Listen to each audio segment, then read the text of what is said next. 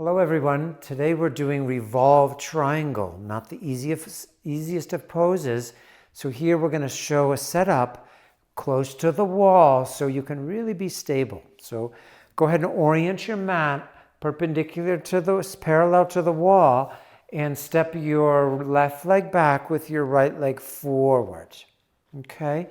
Now the most important part of the pose initially is to really turn the headlights of the hips. So if you have your right leg forward, you have to really bring your outer left hip forward. Some of you will pivot your back toes in more. You could virtually have all 10 toes facing in the same direction. Now, especially for beginners, take your front foot to the right so your stance is offset. So your feet could be hip width apart or even wider, depending on your low back and the size of your waist and your health of your sacrum. So now, watch, we'll stretch both arms to the sky, elongate through the side chest, and then exhale, elongate down. If you have two blocks, set your hands to the two blocks and orient your spine level to the earth. Pause here so the pose is really balanced before the twist, because the twist can be precarious. So open up your toes, press into your front heel, because the front leg really enables the stability. Now, set your left shoulder over your left wrist, and then bring your right hand onto the wall. So your surya is about a foot from the wall. It's about 12 inches from the wall. So don't be too close. So here you can press your hand to the wall in order to turn your ribs. So now you can really study the spiral of the pelvis.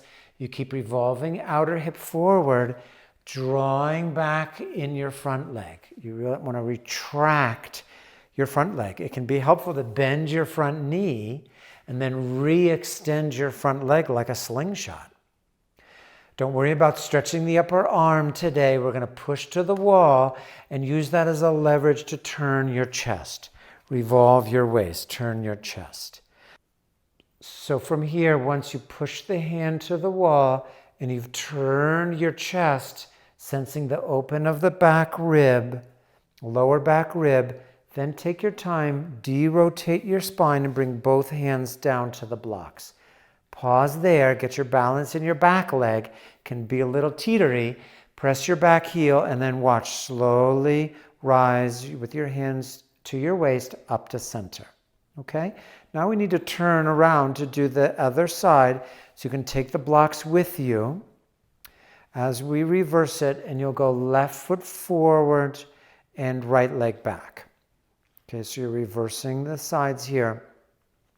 Now, once again, offset your front foot a little bit to the right, so your stance should be at least hip width apart, if not for beginners even wider. Hands to your headlights of your hips and really bring your outer hip, the hip of the back leg, draw it forward. That's really important in order to twist your spine. Then when you're ready, raise both arms up, elongate your side chest so it's really elegant, and then elongate forward, bringing hands to the blocks. So before we twist, we bring stability through the feet and the hands, and pause there. Now, is there another opportunity to super grow your spine? Elongate your waist forward. Before turning, we establish length. If you don't have the length and you try turning, you're going to end up in a heap. Now, keep your right hand down onto the prop, and then bring your left hand to the wall with the elbow bent. Notice how the elbow is bent. You push the hand to the wall, and that gives you the power to turn. So this is a wonderful way to introduce stability to really move the lower back. So your task here is to bring your breath into your lower back, to turn your lumbar, and to press into both heels.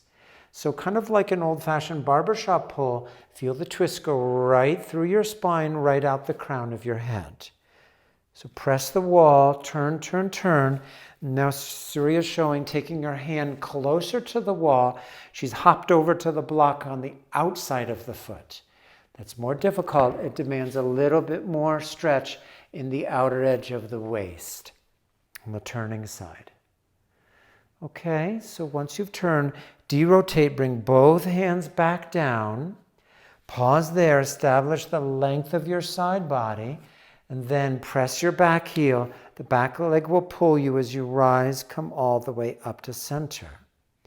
So use the wall to A, hold the pose stable, and to B, be able to therapeutically create more spin through your rib and your diaphragm and your lungs.